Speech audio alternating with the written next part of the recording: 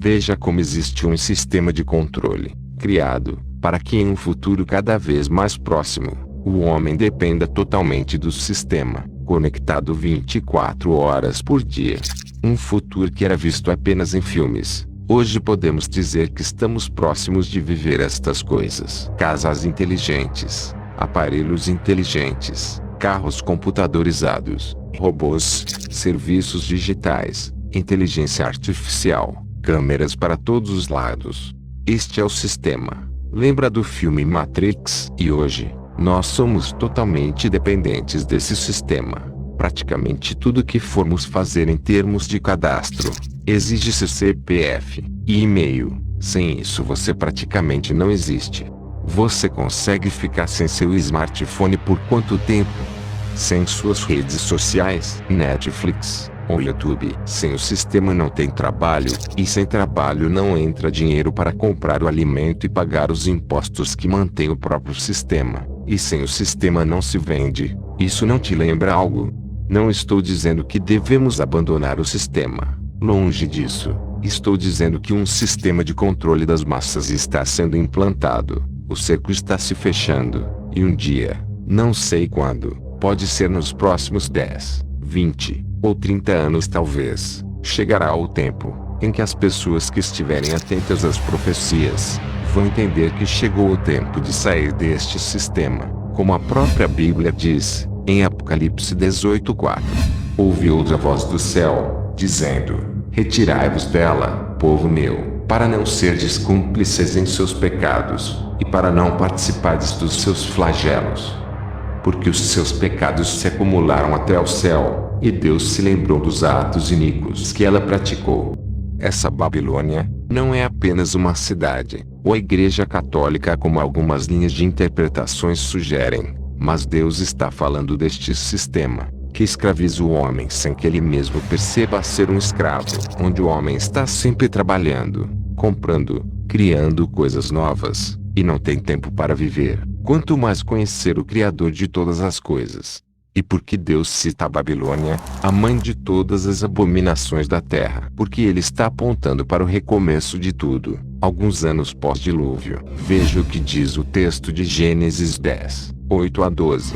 Cuxi gerou a Nimrod, o qual começou a ser poderoso na terra. Foi valente caçador diante do Senhor. Daí dizer-se, como Nimrod, poderoso caçador diante do Senhor. O princípio do seu reino foi Babel, Ereque, Acade e Calné, na terra de Sinar. Daquela terra, saiu ele para a Síria, e edificou Nínive, Reobote e Calá, e, entre Nínive e Calá, a grande cidade de Rezém. Nimrod reinou naquele tempo, e edificou cidades, e a primeira cidade foi Babel, quando o mandamento de Deus para Noé e seus filhos era: espalhem-se e encham a terra. Mas Nimrod foi contra esse mandamento, tornou-se líder do povo, e em um ato de afronta contra Deus, concordou em edificar uma torre, cujo topo chegasse até o céu. Veja o texto de Gênesis 11, 1-9. Ora, em toda a terra havia apenas uma linguagem, e uma só maneira de falar. Sucedeu que, partindo eles do Oriente, deram com uma planície na terra de Sinar, e habitaram ali, e disseram uns aos outros: Vinde, façamos tijolos e queimemo-los bem. Os tijolos serviram-lhes de pedra, e o betume, de argamassa. Disseram: Vinde, edifiquemos para nós uma cidade, e uma torre cujo topo chegue até os céus. E tornemos célebre nosso nome, para que não sejamos espalhados por toda a terra. Então, desceu o Senhor para ver a cidade, e a torre, que os filhos dos homens edificavam. E o Senhor disse: Eis que o povo é um, e todos têm a mesma linguagem. Isso é apenas o começo. Agora não haverá restrição para tudo que intentam fazer. Vinde, desçamos e confundamos ali a sua linguagem, para que um não entenda a linguagem do outro. Destarte, o Senhor os dispersou dali pela superfície da terra, e cessaram de edificar a cidade. Chamou-se-lhe, por isso, o nome de Babel, porque ali confundiu o Senhor a linguagem de toda a terra, e dali o Senhor os dispersou por toda a superfície dela. Agora, Repare em um trecho do livro de Jazar, ou livro do justo, considerado apócrifo, apenas como conteúdo histórico. Veja. E o rei Nimrod reinou de forma segura, e toda a terra estava sob seu controle, e todos os povos da terra tinham uma só língua, e palavras de união. E todos os príncipes de Nimrod e seus grandes homens tomavam conselho juntamente, Put, Mitzrayim, Cush e Canaã com suas famílias, e eles disseram uns aos outros: Vamos construir para nós uma cidade, e nela uma torre forte, e que seu topo alcance o céu, e vamos criar fama, para que possamos reinar sobre o mundo inteiro, a fim de que o mal de nossos inimigos não nos atinja, para que reinemos poderosamente sobre eles, e para que nunca sejamos espalhados sobre a terra por conta de suas guerras. E todos eles foram à presença do rei, e disseram ao rei estas palavras, e o rei concordou com eles neste caso, e assim o fizeram. E todas as famílias reunidas, constituídas por cerca de 600.000 homens, partiram em busca de uma peça extensa de terreno, para construir a cidade e a torre, e buscavam em toda a terra, e encontraram um vale, a leste da terra de Sinar, cerca de caminhada de 2 dias, e viajaram até lá, e habitaram ali, e começaram a fazer tijolos, e queimar fogos e construir a cidade, e a torre que tinham imaginado, para concluírem. E a construção da torre foi-lhes uma transgressão e um pecado, e eles começaram a construí-la, e enquanto eles estavam construindo contra o Senhor, Deus dos céus, imaginaram em seus corações subir ao céu, e fazer a guerra contra ele. E todas essas pessoas, e todas as famílias se dividiram em 3 partes. A primeira disse: Vamos subir ao céu e lutar contra ele. A segunda disse: Vamos subir ao céu, e colocar nossos próprios deuses lá e servi-lhes. E disse que a terceira parte: Vamos ascender ao céu, e ferir com arcos e lanças. E Deus sabia todas as suas obras, e todos os seus maus pensamentos.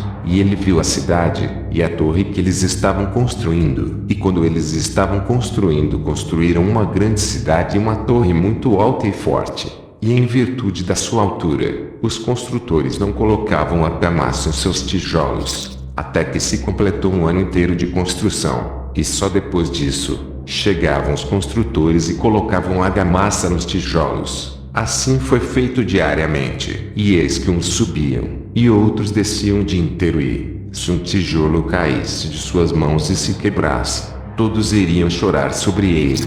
Mas se um homem caísse e morresse, nenhum deles iria olhar para ele. E o Senhor conhecia os seus pensamentos. E aconteceu que, quando eles estavam construindo, enviavam flechas para o céu, e todas as flechas caíam sobre eles cheias de sangue. E quando eles viram isso, que eles disseram uns aos outros: Certamente que matamos todos os que estão no céu. Porém, isto vinha do Senhor, a fim de levá-los a errar, e no final, para destruí-los de sobre a face da terra. E construíram a torre e a cidade, e fizeram isso diariamente até que muitos dias e anos foram se passando. E Deus disse aos seus 70 anjos que estavam diante dele, e para aqueles que o rodeavam, dizendo: Vamos descer e confundir suas línguas, para que um homem não deva compreender a linguagem de seu vizinho. E eles fizeram isso para com eles. Repare que no diálogo de Gênesis 11:6, Deus diz: O povo é apenas um, e assim, não haverá limites para tudo que quiserem fazer. Desçamos e confundamos ali sua linguagem, para que um não entenda o outro. Desde o início, Deus, sabendo que não haveria limites para tudo que o homem faria, manipulados através de Satanás, confunde a linguagem do homem, com o intuito de retardar os planos do diabo. Com relação ao trecho do livro de Jazar, repare como o intuito da torre era afrontar a Deus, uma espécie de símbolo da rebelião. Aqueles homens já haviam se esquecido do que seus pais, Noé, Sem, Cã e Jafé, diziam sobre Deus, e sobre o juízo que mandara sobre a terra anos atrás. Repare como lançavam flechas ao céu, em atos de desobediência, e como se lamentavam quando um tijolo da torre se quebrava, enquanto que, se alguém caísse da torre trabalhando, devia-se continuar a edificação, como se nada tivesse acontecido. E eu pergunto, isso não acontece nos dias de hoje? O trabalho não vale mais do que a vida? Quantas destas grandes linhas de produção, cessam seus trabalhos por algum funcionário que perde a vida, muitas vezes na própria empresa. Quantas vidas não foram ceifadas da terra, para que toda essa crescente tecnologia chegasse até nós? É por isso que diz a Escritura, porque o amor ao dinheiro é a raiz de todos os males. E é por todos esses anos de transgressão que Deus vai dizer em Apocalipse 18:5, porque os seus pecados se acumularam até o céu, e Deus se lembrou dos atos iníquos que ela praticou. Deus está lembrando de todos os pecados, toda a transgressão, não só da última geração, mas de toda a história do mundo, de todo o sangue derramado desde o recomeço. Por isso, a chama de Grande Babilônia, a mãe de todas as abominações da terra, a Igreja Católica, sociedades secretas, confusão religiosa, tudo isso são as filhas da grande meretriz. Pelo menos é como eu enxergo essa questão. Repare como depois de muito tempo, o diabo conseguiu contornar através da tecnologia a questão das línguas, e como o mundo, através de toda essa globalização, caminha a passos largos para o controle total das massas. Repito, não estou dizendo para ninguém abandonar suas casas, vender seus bens, e ir para o meio do mato, ou construir casas subterrâneas, até porque a Bíblia diz que quem vai se esconder nas rochas são os ímpios. Também não estou vendendo cursos de como sobreviver ao apocalipse, algo que para mim é abominável. Quem faz tal coisa não merece o mínimo de crédito sequer. Estou apenas mostrando, através das profecias, como o mundo está hoje, como um sistema de controle está sendo implantado há muito tempo, e vai chegar o tempo, não sei quando. Frisem o que estou dizendo, não se pode apontar datas, mas chegará o tempo que quem estiver atento às profecias vai ter que abandonar este sistema. Lembre-se da parábola das 10 virgens em Mateus 25. Todas as virgens dormiram, mas alguém grita: aí vem o noivo, saí ao seu encontro. Um povo vai estar acordado nesse tempo, atento às profecias, e será usado para despertar o restante do povo de Deus. É bom frisar que apesar de todo esse avanço tecnológico que o mundo vem passando, e como Satanás vem conseguindo cumprir o seu intento, nada disso é novidade para Deus. O Senhor do Universo não está preso ao tempo. Toda essa revolução e progresso faz parte do plano. Ele é quem permite essas coisas. Não são os senhores do mundo e o diabo que tramam as escondidas sem que ninguém os impeça. Mas essas coisas vêm da parte de Deus, para que se cumpra a sua palavra. Então, não podemos dizer que toda a tecnologia é ruim. Depende de como você e sua família a utiliza. A internet é uma janela para o bem, mas também para o mal. Assim como os aplicativos de comunicação podem ser usados para o bem, quanto para o mal. Cabe a você escolher se vai se tornar uma pessoa supérflua, abobada, que costuma expor toda a sua vida na internet em troca de curtidas, ou alguém em busca de conhecimento, compartilhando algo que edifique a vida de alguém, passando para frente o que aprendeu, para que toda a terra se encha do conhecimento da palavra de Deus.